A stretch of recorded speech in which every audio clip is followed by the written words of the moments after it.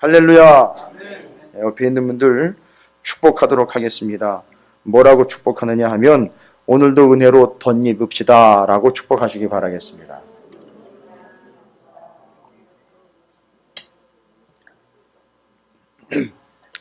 덧입다 라는 말은 다시 설명 안 드려도 되겠죠?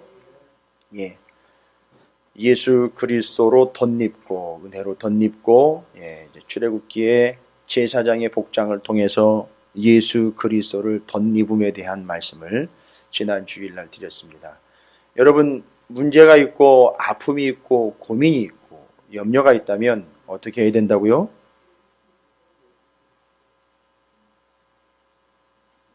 항상 우리는 응용 문제와 적용에 약해요.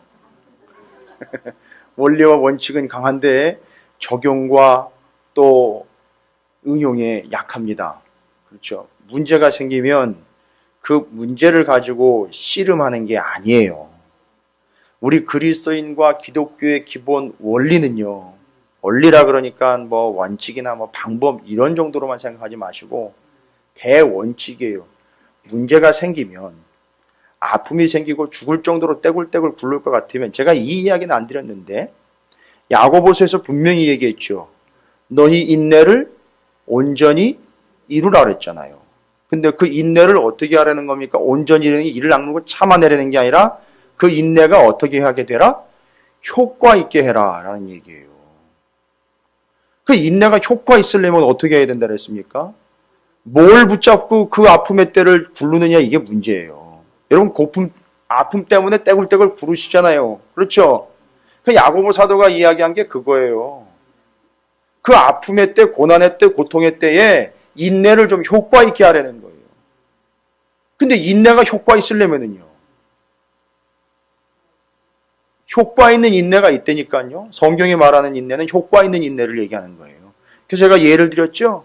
아프리카에서 1년 365일 배를 쫄쫄 굴른 사람들은 그러면 인내의 달인이겠네요.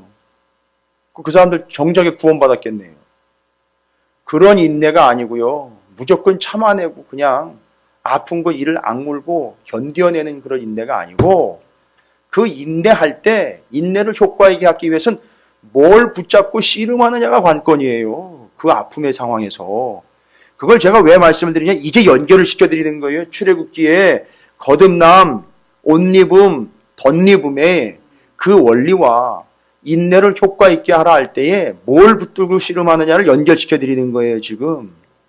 바로 그 고난의 때에, 아픔의 때에 힘들고 고통스러워 떼굴떼굴 굴를 수밖에 없을 때 뭘 붙잡고 뒹구느냐가 문제예요. 뭘 붙잡고 구느냐 이거예요.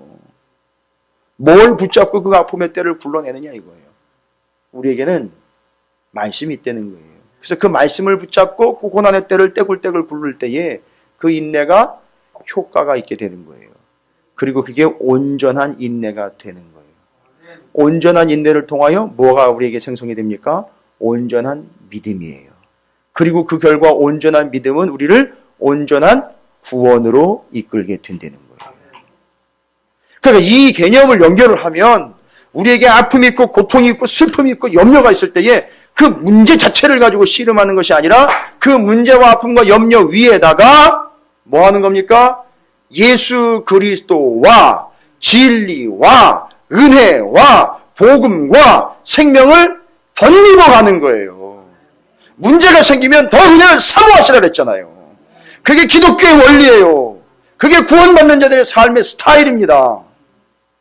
문제를 해결하려고 이 문제를 가지고 씨름하면 문제를 분석하는 게 아니라 문제 위에다 그냥 은혜를 덮어버리면 되는 거예요. 그래서 덧입다는 껴안다, 더 꽉 붙들어 안다, 껴안다라는 뜻이잖아요. 그죠? 덧입다, 옷입다라는 뜻이 다시 한번 설명을 드리지만 어떤 거라고요? 의미가 꽉 껴안다, 껴입다. 그래서 옷입다, 덧입다는 건요. 바로 그 문제의 상황에 은혜와 예수와 복음과 말씀을 더 꽉 붙잡다, 더 꽉 껴안다, 더 껴입다 이런 뜻이에요. 그러니까요. 여러분 문제가 생기지 않습니까? 문제 때문에 코 파뜨리지 마세요. 그 문제 가지고 다른 사람한테 가가지고 내가 이런 문제가 있다고 상담하고 상의하지 마세요. 목사한테도 상담하지 마세요. 일단은. 먼저 하나님 앞에 은혜를 말씀을 덧입고 복음을 덧입고 진리를 덧입고 예수를 덧입는 자리에 나오시란 말이에요. 그게 해결책이에요. 목사도 사람입니다. 들어드릴 수 있고요. 맞장구 쳐드릴 수 있어요. 여러분 지금 추임새 넣는 것처럼 아이고 그러시냐고, 아이고 아프시겠다고, 그리고 티하냐, 충분히 해드릴 수 있어요. 여러분 신앙은 추임새가 아니에요. 그게 해결이 아닙니다. 목사인 저도 그런 문제가 생기면 어떻게 해야 된다고요? 목사니까 하는 게 아니에요.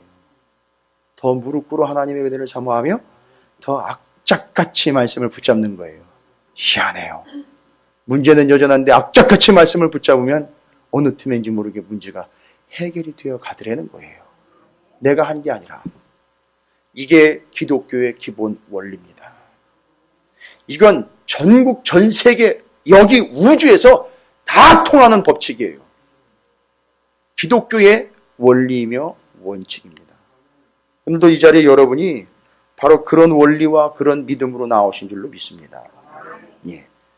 우리는 바로 그것을 덧입어 가는 겁니다. 옷 입어 가는 겁니다. 예수 그리스도로 덧입고 하나님의 은혜와 진리로 덧입고 옷 입어 가는 겁니다. 오늘 이 자리가 그런 자리가 되시기를 주님의 이름으로 축원을 드립니다. 그런 의미에서 이제 옆에 있는 분들을 그렇게 축복을 하신 거예요.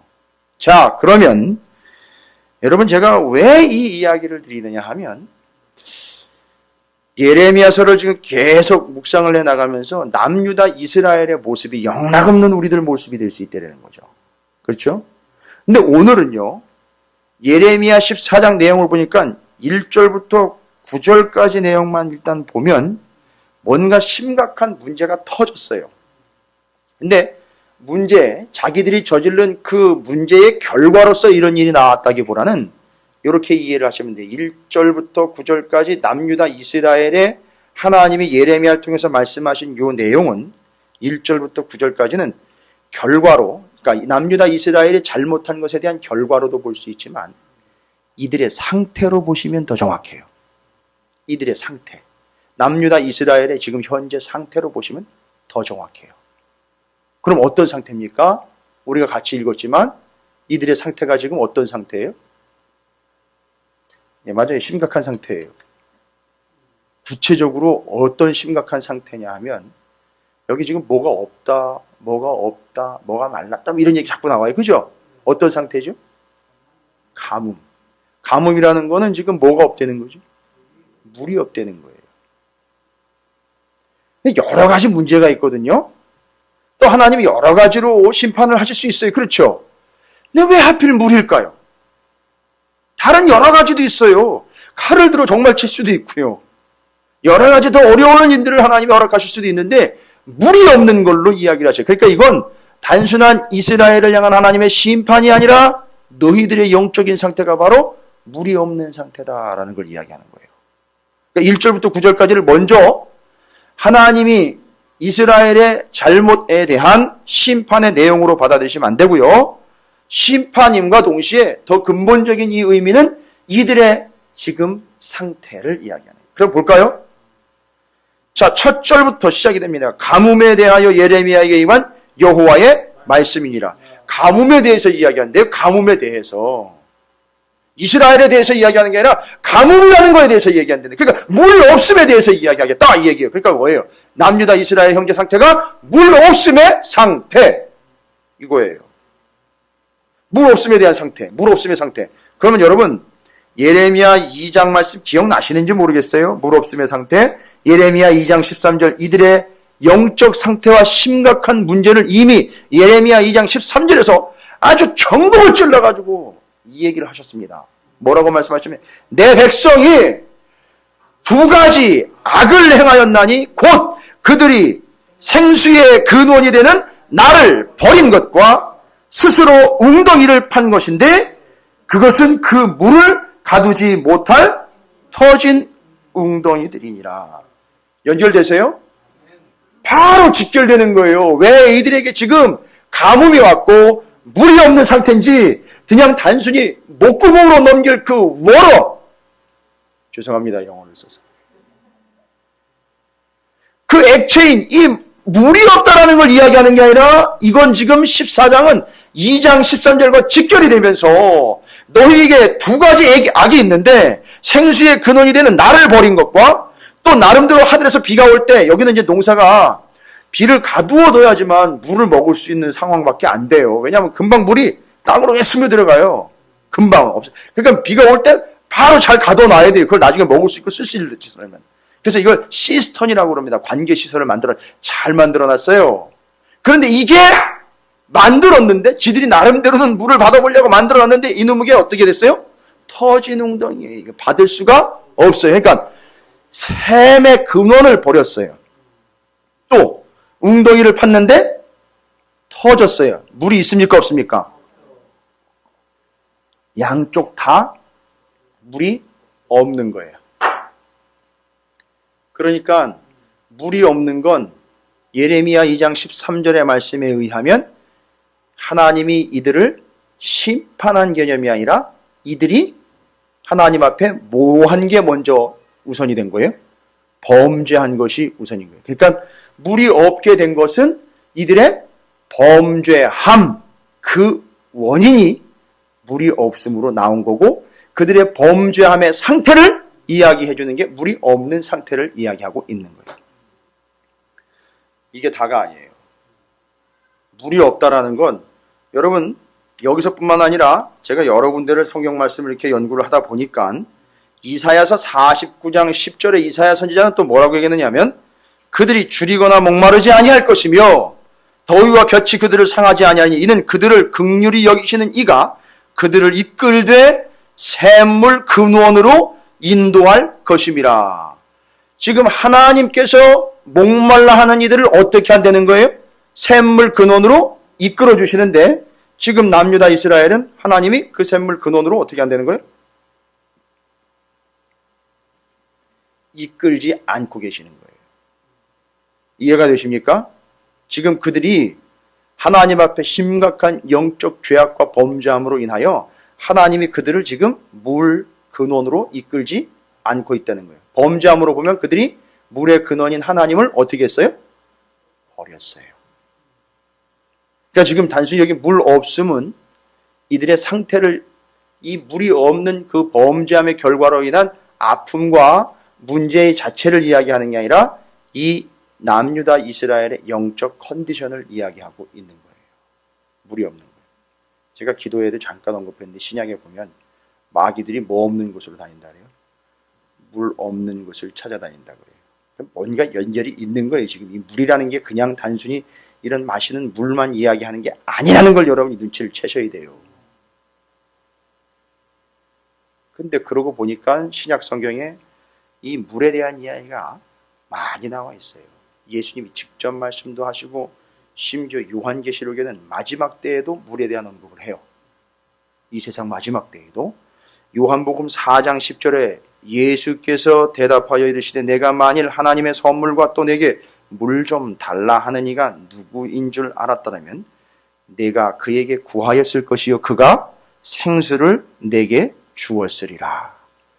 물을 구하는데 생수를 누가 준다는 거예요? 예수 그리스도께서 주신다는 거예요. 그러니까 주님께 뭘 달라고 구하면 생명수를 달라고 하면 주님이 주신다는 거예요. 이거 그냥 마시는 물 아니라는 거 아시죠? 생명수. 생명 아니에요. 요한복음 4장 14절에 또 얘기합니다. 내가 주는 물을 마시는 자는 영원히 목마르지 아니하리니 내가 주는 물은 그 속에서 영생하도로 솟아나는 샘물이 되리라. 지금 이스라엘은 뭐가 없다는 거죠? 이게 없다는 거예요. 지금 예수님이 말씀하신 이 생명의 수 이게 없다는 거예요. 그래서 지금 그들이 목말라 죽을 지경에 있는 겁니다. 여러분 이걸 영적으로 간파를 하셔야 돼요. 단순히 목이 말라가지고선 물 한 잔 먹어 물 한 잔 마심으로 그 목구멍 타들어가는 게 해결되는 그런 개념이 아니에요. 지금 이 사람들은 지금 죽느냐 사느냐 멸망을 받느냐 심판을 받느냐 구원을 받느냐의 기로에 서 있는 거예요.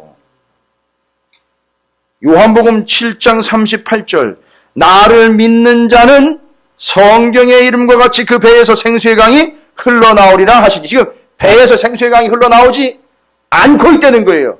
그런데 이유는 뭐예요? 나를 믿는 자는 성경에 이른같이 배에서 생수의 강이 흘러나오는데 나를 믿지 않는 자이기 때문에 어떻게 된다는 거죠? 생수가 없는 거예요. 그러니까 지금 남유다 이스라엘은 어떤 상태입니까? 나를 하나님을 믿지 않는 상태인 거예요. 요한계시록 7장 17절 이는 보좌 가운데 계신 어린 양이 그들의 목자가 되사 생명수 샘으로 인도하시고 하나님께서 그들의 눈에서 모든 눈물을 씻어주실 것입니다. 하나님이 어디로 인도한다고요? 생명수 샘으로 인도하시는 거예요. 이 어린 양이 생명수 샘으로 인도해 주신다는 거예요. 근데 지금 남유다 이스라엘 보세요. 예레미야 14장 1절부터 9절까지를 보면 하나님이 인도하고 계시는 거예요? 아니요. 절대 인도하고 계시지 않습니다. 손 놓으셨어요. 그러니까 뭐예요? 결론은 하나님과의 관계가 끊어진 거예요. 박살이 난 겁니다. 지금 어느 누구도 이들을 생명수 샘으로 인도할 어느 존재도 남아있지 않는 거예요. 하나님도 손을 놓고 계시는 거예요. 뒤에 가면요, 오늘 예레미야 14장 뒷부분에 가면 하나님 어떻게 이렇게 손을 놓고 계십니까? 뭐 이런 식으로 지금 대들어요. 오히려 우리가 이 정도로 좀 굽히면 하나님 좀 받아주셔야 되는 거 아닙니까? 뭐 이딴 얘기 합니다. 하나님 안 속아 넘어가요. 자, 요한계시록 기왕에 한 두세 군데 더 살펴보면 요한계시록 21장 6절에 또 내게 말씀하시되 이루었도다 나는 알파와 오메가요 처음과 마지막이라 내가 생명수 샘물을 목마른 자에게 값없이 주리니. 그런데요, 어떻게 하면 돼요? 값없이 주니까 하나님이 주신다 그랬으니까, 주님이 주신다 그랬으니까 어떻게 하면 돼요? 값없이 가서 달라고 요청만 하면 되는 거예요. 근데 문제는 뭐예요? 그냥 먼 발치에서 물이나 달라고 이게 아니라 가서 달라고 그래야 되는 거예요. 그런데 남유다 이스라엘이 지금 잔뜩 목이 말라 있는 이 상태는 어떤 상태라는 거죠? 하나님께 찾아가 제대로 구하지 않고 있음. 뭐 이 상태인 거예요. 뭐 더 이상 변명할 수가 없어요. 남유다 이스라엘은 바로 이런 상태입니다. 요한계시록 22장 1절 또 그가 수정같이 맑은 생명수 강을 내게 보이니 하나님과 민 어린 양의 보좌로부터 나오더라는 거예요. 그러니까 그걸 찾아가지 않은 거예요. 요한계시록 22장 17절 끝으로 성령과 신부가 말씀하기를 오라 하시는도다. 듣는 자도 오라 할 것이요 목마른 자도 올 것이요 또 원하는 자는 값없이 생수를 받으라 하시더라. 값없이 받을 수 있는데 남유다 이스라엘은 하나님 앞에 나아가지 않은 거예요. 지금 이 물 없음, 목마름의 상태가 정리가 되셨습니까? 남유다 이스라엘은 지금 이런 상태예요. 뭐가 없는 상태입니까? 예수가 없는 상태, 복음이 없는 상태, 생명이 없는 상태, 믿음이 없는 상태, 구원이 없는 상태예요. 근데 이걸 예레미야 12장과 연결을 하면요, 물이 없다, 물이 없는 상태로 살아가고 있다. 12장 하나님과의 뭐가 깨졌다 그랬습니까? 관계. 하나님이 그 관계를 맺기 위하여 뭐를 맺었다 그랬습니까? 그 사람과 언약을 맺었어요. 근데 그 언약이 갈라디아서 3장 8절에서는 그 언약이 뭐라 그랬어요?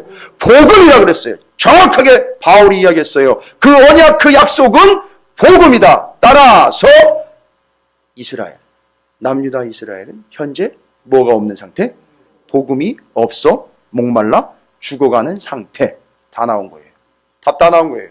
복음이 없어, 하나님의 진리의 말씀이 없어, 생명이 없어 말라 죽어가고 있는 상태.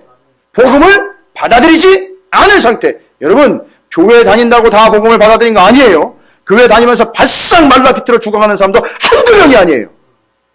심지어 목사 중에도 있어요. 복음을 제대로 받아들이잖아. 목이 말라 타 죽어가는 사람이 한둘이 아니란 말이에요. 심지어 교회조차도. 왜요?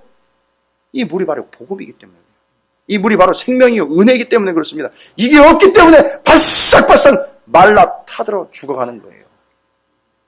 신앙생활을 몇십 년 하면 뭐합니까? 바싹바싹 더 말라 비틀어져 죽어가고 있는데요. 뭐가 없어서요? 복음이 없어서요. 여기 물이라고 이야기한 생명수, 샘, 예수 그리스도 근원되는 그분, 샘의 근원이신 하나님 아버지, 복음, 우리를 구원하기 위해 생명을 주신 바로 그분, 피를 물처럼 쏟아주신 바로 그분, 그게 없기 때문에 말라 비틀어져 죽어가는 거예요. 목이 타 죽어가는 겁니다. 이것이 이스라엘의 영적 현실입니다. 여러분, 자 보세요. 그래서 기가 막힌 표현이 오늘도 등장을 합니다. 3절과 4절에 보니까 물을 구하러 나갔는데, 그죠? 뒤늦게 물을 찾는다고 찾으러 나갔어요. 자, 이제 무슨 얘기인지 감을 잡으셨죠? 복음이 없는 상태예요. 복음 없이 살아왔단 말이에요. 신앙생활 몇십 년 했는데도 복음 없이 신앙생활 해왔어요. 그러니까 이건 아니다 싶은 거예요. 뭔가 문제가 생겼어요. 영적으로도 심각한 문제가 왔어요. 쇼크가 왔습니다. 그러니까 뭘 찾아가요, 이제는? 복음이랍시고 좀 찾아보려고 하고 물을 좀 찾아 나서는 것처럼 찾아 나섰는데, 있어요, 없어요? 없어요. 때를 놓친 거예요. 타이밍을 놓친 겁니다. 그러니까 3절과 4절에 사람을 시켜가지고서 물을 좀 찾아오라 그랬더니만 어떻게 왔어요? 3절에 빈 그릇으로 돌아왔어요. 돌아올 때 어떻게 돌아와요? 어떻게 들어왔습니까? 부끄럽고 근심하여 그들의 머리를 가리며 들어왔어요. 다음에 4절에 보세요. 땅에 비가 없어 지면이 갈라니 밭 가는 자가 또 어떻게 들어왔어요? 부끄러워 그의 머리를 가리는 거예요. 아니 여러분, 물이 없어가지고 자기 목이 말라 비틀어져 죽어가고 있는데 뭐가 창피해요? 창피한 게 뭐가 있어요? 아니 나가가지고 물을 좀 찾아보겠다고, 먹고 살아야 되니까 그 물을 좀 찾아보겠다고 나갔는데 물이 없는 걸 보고는, 빈 그릇으로 들어오는 걸 보고는 부끄럽게 여기는 거예요. 이 사람이 너무너무 창피하고 부끄럽게 여기는 거예요.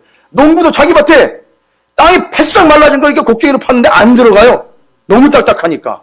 그걸 사람들이 볼까 해가지고선 부끄러워가지고 그냥 머리를 가리는 거예요. 누가 날 볼까봐. 빈 그릇을 누가 볼까봐, 그 헛 곡괭이질 하는 걸 누가 볼까봐 부끄러워서 가렸다는 거예요. 연결되세요, 여러분? 뭐 하라고 그랬습니까? 지난주 설교 말씀하고 제가 도입 부분에 말씀 시작하기 전에 말씀드린 거 있잖아요. 어떻게 하라고, 계속 문제가 생기면 어떻게 하라고요? 던지부라 그랬는데 요한계시록에도 나와 있고요. 왜 자꾸 던지부라 그랬습니까? 마지막 때 벌거벗은 몸으로 수치스럽게 발견되지 않기 위함이라고 얘기했죠. 그러니까 지금 여기 창피한 거는 물이 없음. 아까 물이라는 본질을 이야기했잖아요. 물에 대해서. 복음이죠. 생명이죠. 말씀이죠. 진리죠. 은혜죠. 예수죠. 그게 없으니까 어떻게 된 거예요? 창피한 거예요. 지금 몸이 어떤 상태에 영적으로 이 사람들이 벌거벗은 상태인 거예요. 영적으로. 창피한 겁니다. 어딜 나돌아다닙니까? 그걸 얘기하는 겁니다. 지금 이게. 그냥, 아니 물이 없는데 그게 뭘 창피한 일이에요. 그러니까 그걸 그냥 단순히 물, 이 마시는 물로 받아들이면 안 된다는 거예요. 지금 이들의 상태가 그런 상태예요. 여러분, 혹시 여러분은 창피한 거 없으세요? 요즘 애들 말말 따나 뭐가 팔린다고 그러는데 정말 그런 거 없으세요? 진짜로? 마지막 때 입어야 될 거, 덧입어야 될 거, 덧대야 될 거, 목마름을 해결해야 되니 복음, 진실, 진리, 예수 그리스도가 없어서 정말 부끄럽고 창피하게 될 때가 온대는데 남유다 이스라엘에게 그때가 왔어요. 야, 그러니까 지금요, 중간에 뭔 기회를 주신 개념이 아니라 이제 너들의 상태는 이런 상태라는 걸 지금 중간 결산을 하시는 거예요. 하나님이 결산 딱 보시는 거예요. 봐, 니들의 상태가 이런 상태야. 물이 없는 상태 알지? 물이 없는 상태로 내버려두면 어떻게 돼요? 그러니까 마귀들이 돌아다니다가 물 없는 곳으로 들어가 버리는 거예요. 자, 이런 개념들입니다. 그러니까 지금 남유다 이스라엘의 상태는 물이 없어 부끄러울 수밖에 없는 상태. 복음과 진리와 생명과 말씀이 없어 부끄러운 상태. 여러분, 교회가 인원이 작다고 부끄러운 게 아니에요. 예산이 작다고 부끄러운 게 아니라고요. 프로그램이 없다고 부끄러운 게 아니에요.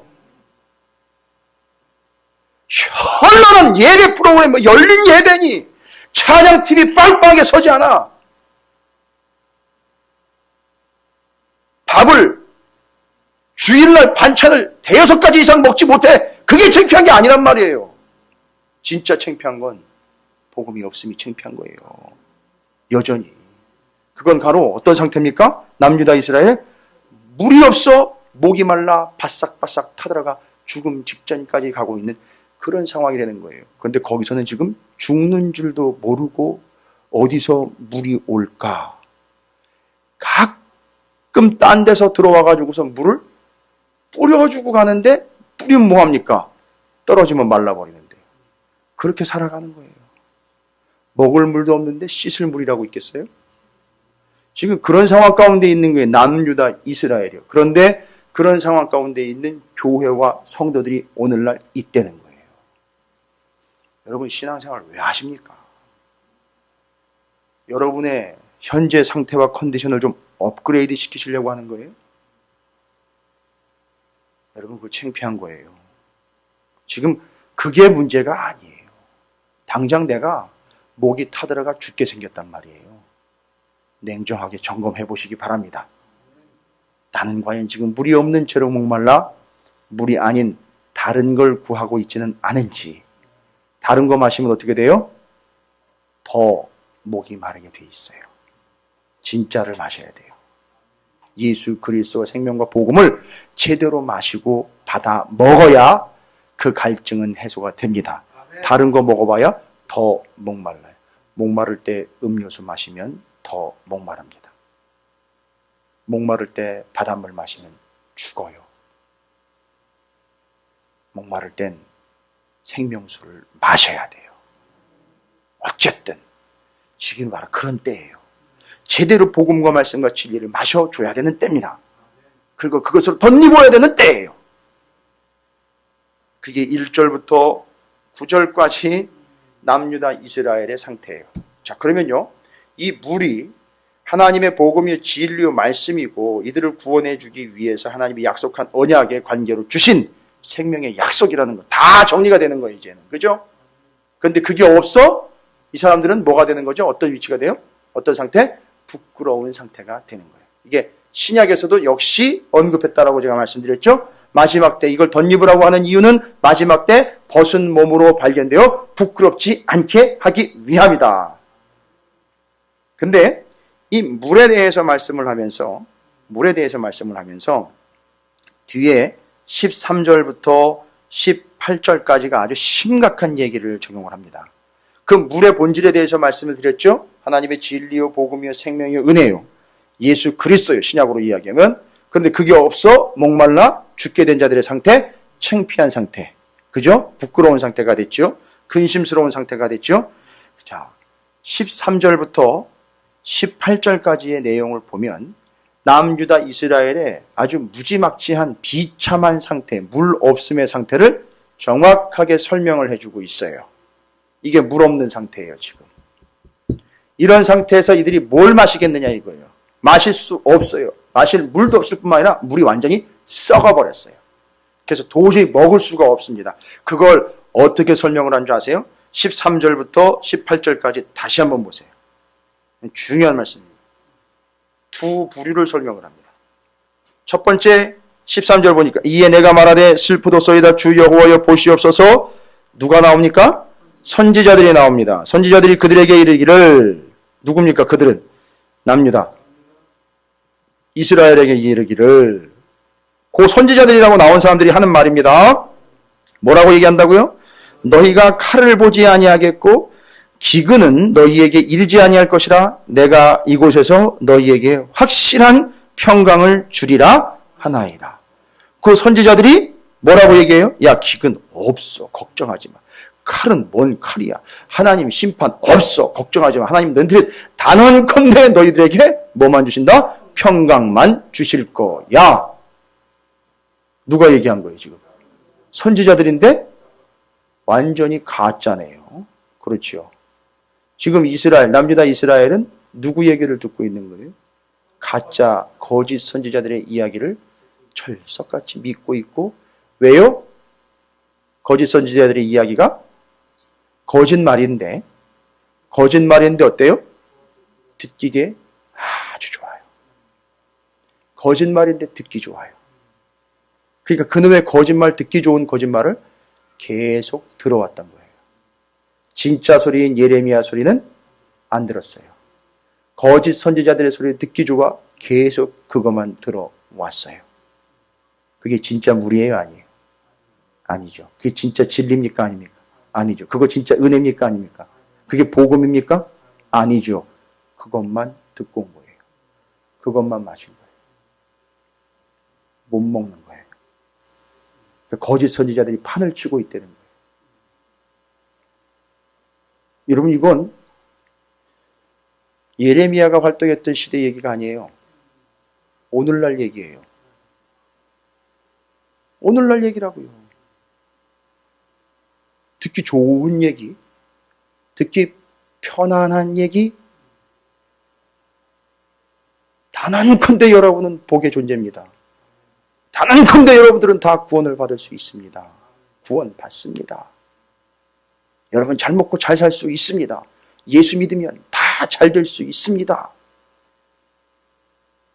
듣기 좋은데 긍정의 힘, 긍정적인 마인드를 가지시면 여러분의 삶도 풀릴 겁니다. 세상에 성경에 그런 말이 어디 있는지 모르겠어요. 복음 때문에 당신은 고난을 받을 수도 있습니다. 이런 얘기는 제가 봤어요. 듣기는 좋은데 거짓말이에요. 듣기는 좋은데 진리가 아닌 거예요. 14절 한번 볼까요? 여호와께서 내게 이르시되 선지자들이 내 이름으로, 이름은 누구의 이름이에요? 하나님의 이름으로 거짓 예언을 하도다. 나와 있네요. 하나님이 선포하셨습니다. 그거 다 뭐라는 거예요? 거짓말이라는 거예요. 너희들이 듣기는 좋은데 새빨간 거짓말이라는 거예요. 나는 그들을 어떻게 보내지 제가 이거 읽으면서 얼마나 섬찟했는지. 그럼 나는 보낸 놈이 맞나? 죄송합니다. 나는 보낸 자가 맞나? 정말이에요. 이건 저 먼저 적용해 봐야 되는 얘기예요. 나는 그러면 제대로 하나님 보낸 자가 맞나? 난 보낸 적이 없대요. 지금 하나님이 보낸 적이 없는 자들이 서서 거짓말로 듣기 좋은 얘기를 만들어서 교회와 성도들에게 선포하는 일이 진짜로 있어요. 누군지는 모르겠는데 있단 말이에요. 무서운 얘기죠.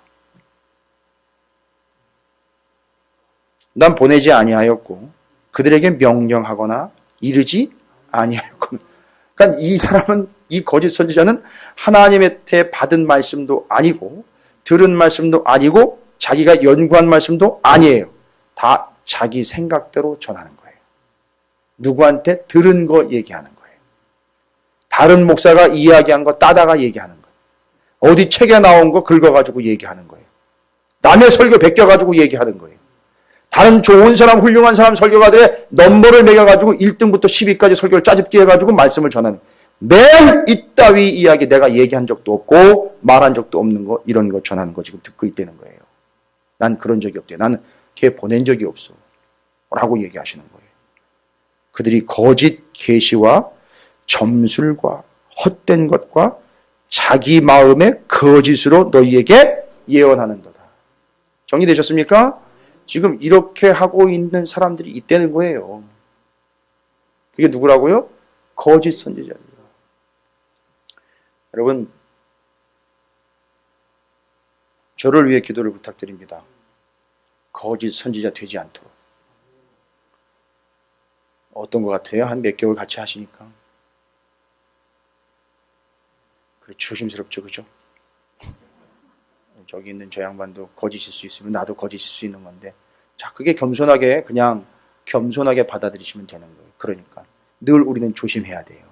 우리 스스로 조심해야 됩니다.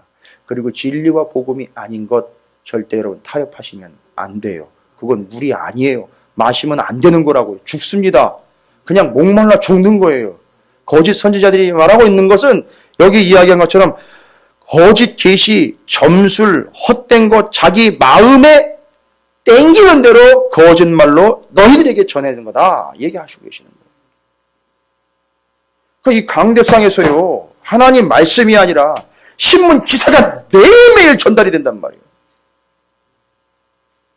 정기적으로 신문 구독 안 하셔도 돼요. 설교 몇 편 들으면 신문 한 권 딱 읽는 거예요.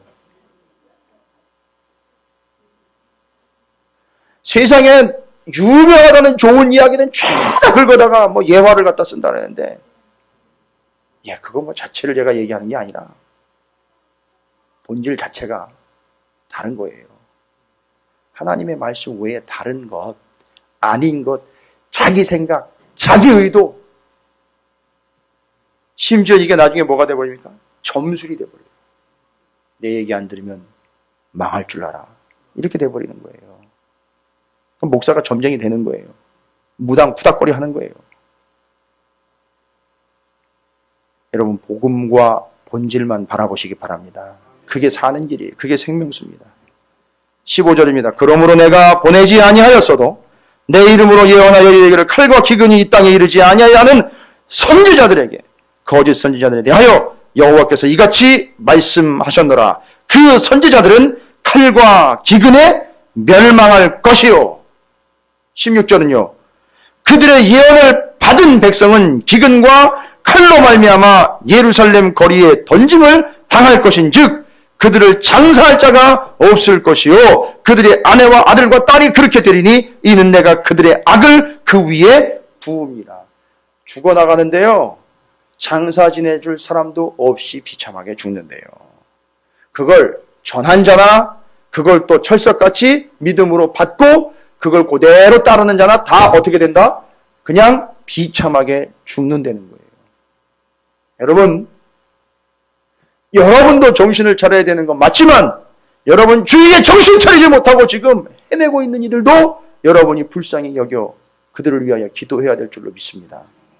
심각한 상태입니다. 지금 17절입니다. 너는 이 말로 그들에게 이르라. 내 눈이 밤낮으로 그치지 아니하고 눈물을 흘리리니 이는 처녀딸 내 백성이 큰 파멸 중한 상처로 말미암아 망함이라. 그러다가 망한다는 거예요. 그들의 결국은 망하는 거라는 거예요. 여러분, 이걸 알고 있는데 어떻게 알고 있으면서도 우리가 복음이 아니고 진리가 아니고 예수가 아닌 걸 다른 걸 붙잡을 수 있겠냐 말입니다. 또 한 가지 심각한 문제가 있습니다. 거짓 선지자는 그렇다 치고요. 또 한 부류가 나옵니다. 18절 내가 들에 나간즉 칼에 죽은 자요 내가 성읍에 들어간즉 기근으로 병든 자. 맨 다 죽을 사람들이에요. 뭐 때문에 죽는 겁니까? 이거는 어떻게 다 이 신세가 돼버린 거예요. 하나님의 거짓 예언자들과 거짓 예언을 받고 믿고 그걸 따라 산 결과가 이거라는 거예요. 그게 결국은 이들의 영적인 상태, 예레미야 14장 1절부터 9절까지 그게 어떤 상태인 거예요? 지금 마실 물이 없는 완전히 다 가뭄으로 목이 타 죽어 들어가는 상태, 그거 얘기하는 거예요. 그런데 여기다가 더 심각하게 일을 더하는 자들이 있었어요. 일을 더 심각하게 만들어내는 자들이 있었는데 누구예요? 선지자나 제사장이나 알지 못하는 땅으로 두루 다니도다. 여러분, 선지자, 제사장, 여기 지금 선지자는 아까 그 거짓 선지자들 얘기하는 거, 제사장은요. 여러분, 제사장은 따로 분깃을 줬어요. 그래가지고 지파별로 이 제사장들은 들어가서 레위 지파요. 레위 지파가 각 지파별로 다 파송이 돼가지고 각 지파가 어떻게 하면 살 수 있도록 예배하고 하나님 말씀을 철저하게 지키며 살 수 있도록 예배드리고 말씀을 가르치도록 제사장들을 지파별로 다 거주하는 성읍을 따로따로 다 줬단 말이에요. 근데 이놈의 제사장이 지금 뭐하고 있는 거예요? 정처 없이 떠돌아다니고 있단 말이에요. 제사장들이. 어디 있어야 되는데요? 배당받은 지파에 들어가서 그들을 제사하게 하고 그들에게 말씀을 전해야 되는데 이 제사장이 뭐하고 있습니까 지금? 정처 없이 떠돌아다니고 있다는 말이에요. 그러면요 어떻게 되는 거예요? 그 지파들이 뭐하는 거예요 지금? 뭐하지 않는 거죠? 제사하지 아니하고 말씀을 드리지도 않고 말씀을 받지도 않고 공부하지도 않고 받지도 않고 엉망진창인 거예요. 그러니까 제사장들은 어떻게 돼요? 먹고 살 궁리하는 거예요. 먹고 살 궁리하는 거예요. 제사장들은 하는 게 그거밖에 없는데 할 수 있는 게. 그러니까 어디로 돌아다니면서요? 적당하게 거짓 예언을 받아들일 만한 만만한 자들에게 가가지고 거짓 말씀과 거짓 이야기들을 전하면서 그들에게 맞춰주면서 얻어먹는 신세가 돼버린 게 제사장들인 거예요. 지금 이 시대의 상황이 그런 상황인 거예요. 여러분 사사시대 때 미가라는 예언자, 여러분 그 한 가문의 제사장 되겠느냐, 한 지파의 제사장 되겠느냐 해가지고 거기 혹해가지고 넘어간 제사장 이야기 여러분 아실 거예요. 제가 그래서 비유를 들었죠. 야, 너 500명 교회 목회할래? 5,000명 교회 목회할래? 들어와요. 제안이 들어옵니다. 혹해가지고 1년에 양복 몇 벌, 쌀은 몇 가마, 월급은 얼마 줄 테니까 우리 교회 올래 안 올래? 5,000명 500명 목회하다가 그래요? 그게 더 낫겠네. 가는 거예요. 감이 잡히십니까? 이게 제사장들이 하는 짓이었어요. 그 당시 사사시대 때. 근데 그게 그때 얘기가 아니라는 거예요. 오늘날 얘기예요. 그러니까 지금 거짓 예언자며 정처 없이 떠돌아다니는 거짓 제사장들. 왜 거짓이겠습니까? 제사장인데 제사장이 발을 못 붙이는 거예요. 백성이 그렇게 살질 않으니까. 그 먹고 살려고 먹고 살 궁리를 하면서 잘못된 예언과 거짓 예언과 또 패역함과 오만함으로 잘못된 말씀들을 전하며 먹고 살 궁리만 하는 제사장들. 자, 보세요. 지금 이것이 그들의 상태지요. 근데 이게 그들이 처음에 1절부터 9절까지의 상태와 연결이 돼서 뭐가 없어 목말라 죽는 상태예요? 물이 없어 목말라 죽는 상태. 그 물은 아까도 말씀드렸잖아요. 본질이었잖아요. 생명이고 복음이고 하나님의 말씀이란 말이에요. 그러니까 왜 이런 일이 발생됐는지 아시겠죠? 거짓 예언자들과 거짓 제사장들이 이런 식으로 온 나라를 만들어버린 것도 있고 백성들 자체가 아예 이런 것들이 살아남을 수 있도록 받아들여주고 수용을 했기 때문에 총체적인 난국에 부딪히게 된 거예요. 총체적인 멸망의 위기를 남유다 이스라엘이 맞이하게 된 거예요. 그래서 아까 부끄러움을 당한다라는 이야기가 왜 나왔느냐면 바로 그 말씀, 복음, 진리가 없기 때문에 그걸 먹고 그걸 입고 그걸 덧입지 아니한 결과 이스라엘의 현 상태는 요한계시록의 마지막 때처럼 벗은 몸이 되어버린 거예요. 목마른 상태가 되어버린 거예요. 끝나버린 거예요. 이해가 되십니까? 그래서 그들이 물 없는 상태, 목이 말라 죽는 상태, 생명수를 마시지 못하는 상태, 부끄러운 상태, 벗은 상태, 진리가 진리로 선포되지 않고 거짓 선지자들, 거짓 메시지가 난무하며 제사장들은 자리를 못 잡고 떠돌아다니는 시세가 되어버리는 이런 상태. 여러분, 이게 총체적인 난국이었다. 그러니까 그게 바로 물 없어 목말라 죽게 된 남유다 이스라엘의 상태.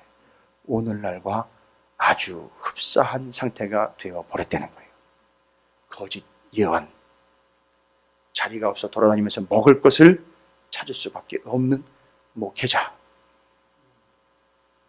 자리를 사고 팔고 그 자리를 후손에게 매간매직하는 것도 아니고 물려주면서 세습을 시키고 있는 이런 상태. 여러분, 결코 먼 옛날 얘기도 아니고요, 나중에 있을 얘기도 아니고 지금 얘기입니다. 남을 뭐라 하거나 남을 비평하거나 평가하거나 판단할 필요 없이 여러분이 제대로 복음 안에서 생명의 샘의 근원이 되신 하나님 아버지와 우리 구주 예수 그리스도를 온전히 붙잡는 자들이 되어야 될 줄로 믿습니다. 여러분에게 그런 갈급함과 갈증과 목마름과 목탐이 제발 여러분에게는 그런 문제가 생기지 않게 되기를 주님의 이름으로 축원을 드립니다. 그러니까 다른 거 없어요. 그러니까 붙잡으려는 거예요. 덧입으려는 거예요. 더 악착같이 챙기시는 거예요. 더 꽉 껴 안으려는 거예요. 누구를요? 예수 그리스도와 복음과 생명과 말씀과 진리를 더 꽉 껴 안으시려는 거예요. 그게 여러분이 사는 방법이에요. 하나님이 명확하게 이스라엘에게 말씀을 하셨어요. 그건 아니다. 자, 이제 마지막으로 정리를 합니다. 19절부터 22절 끝까지는요, 정말 죽겠나 봅니다. 이스라엘이 너무너무 죽겠고 힘들겠나 봐요. 하나님한테 대들어요. 이게 마지막 모습이에요. 하나님한테 대드는데 여기는 표현을 참 부드럽게 해놨어요. 내용을 보면은요, 하나님한테 요목조목 따지면서 대드는데 기가 찹니다. 아는 건 또 어디서 주워 들어가지고 아는 건 있어가지고 대드는데 보세요. 19절에 주께서 유다를 온전히 버리시나이까. 남유다 얘기하는 거네. 자기네 얘기하는 거네. 우리를 하나님 버리시깁니까 진짜. 이런 식이면 우리 버리는 건데요. 버리는 거 맞잖아요. 이렇게 되면 버리는 거잖아요. 심령이 시온을 싫어하시네. 이 시온은 또 시온산 얘기하는 거예요. 예루살렘 성전이 있고요. 어찌하여 우리를 치시고 치료하지 아니하시나이까. 우리가 평강을 받아도 좋은 것이 없고 치료받기를 기다리나 두려움만 보나이다. 아니, 지네들이 언제부터 그랬다고. 그죠? 아주 교묘하게 하나님의 마음을 긁어댑니다. 여호와여, 우리의 악과 우리 조상의 죄악을 인정하나이다. 이상하네요, 분위기가. 우리의 죄악과 우리 조상들의 악을 인정합니다. 우리가 주께 범죄하였나이다. 요거 회개하는 것 같지 않습니까? 그죠? 근데 하나님이 한두 번 속아보셨어요? 절대 안 속으십니다. 요거는요, 어떻게 됐기 때문에 나오는 얘기예요? 진짜 회개하고 돌아온 게 아니라 어떤 상황이니까? 당장 죽겠으니까.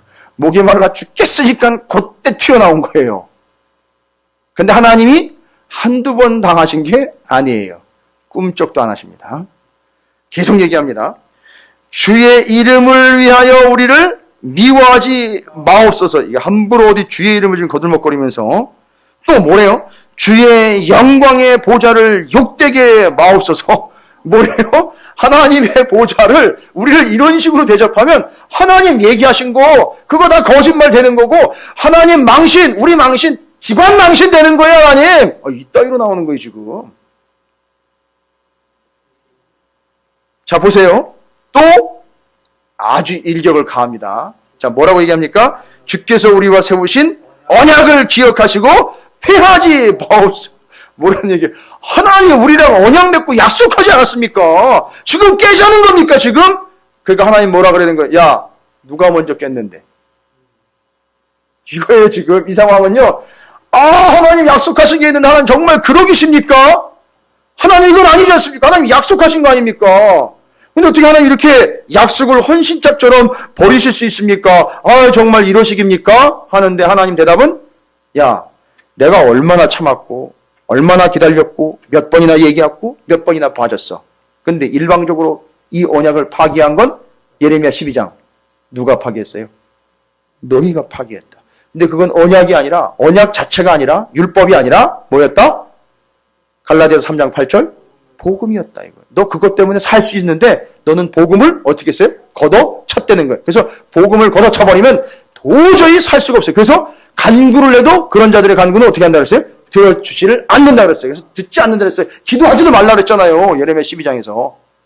기도하지도 말라고. 예레미야한테 얘기했죠. 야, 너 기도하지 마. 기도해봐야 난 듣지 않을 거야 라고. 아예 그렇게 얘기했죠. 쐐기를 박으셨잖아요. 이거예요, 지금. 이 상황까지 온 겁니다. 그런데 남유다 이스라엘을 뭐라고 얘기를 하나님 이름이 있지 않습니까? 하나님 이름 망신당하면 안 되는 거 아니십니까? 하나님 영광이 있는데 하나님 영광 가리면 안 되는 거 아닙니까? 하나님 약속한 게 있는데 하나님 약속 깨면 안 되는 거 아닙니까? 자, 여기에 대고 뭔 더 할 말이 있겠습니까? 22절 이방인의 우상 가운데 능히 비를 내리게 할 자가 있나이까? 하나님을 그냥 살살 구슬리면서 하나님 비유를 맞춰드리는 것 같으면서 하나님께 막 좋은 얘기해가지고 하나님을 흡족하게 해드리려고 하는 것처럼 하나님을 잔뜩 높이는 것 같아요. 근데 여러분도 알아요. 여러분도 읽어보면 안다고요. 우리도 읽어보면 알아. 이게 본심이고 진실이 아니라는 걸 우리도 안단 말이에요. 근데 하나님이 모르시겠어요? 지금 이들은 진짜로 하나님께 돌아온 게 아니에요. 당장 문제 해결만 얻어보겠다는 거예요. 여러분 신앙생활 우리 그렇게 하고 있지 않아요? 당장 이 문제만 해결 받기를 위해서 잠깐 반짝하면서 제일 무서운 사람이 뭐라고 그랬어요? 성경 한 번 읽은 사람.